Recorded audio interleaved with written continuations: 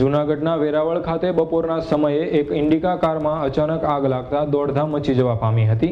જોકે સદનસીબે આગમાં કોઈ જાનહાનિ થઈ ન હતી.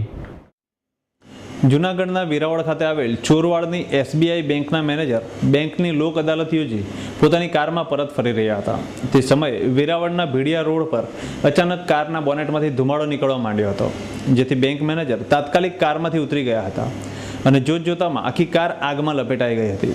જ્યારે બનાવ અંગે ફાયરને જાણ કરાતા તાત્કાલિક ફાયર સ્ટાફે ત્યાં પહોંચી જઈ કાર પર પાણીનો મારો કરી કાબુ મેળવ્યો હતો. જ્યારે આગમાં કોઈ જાનહાનિ ન થઈ હોવાનું ફાયર સૂત્રોએ જણાવ્યું હતું.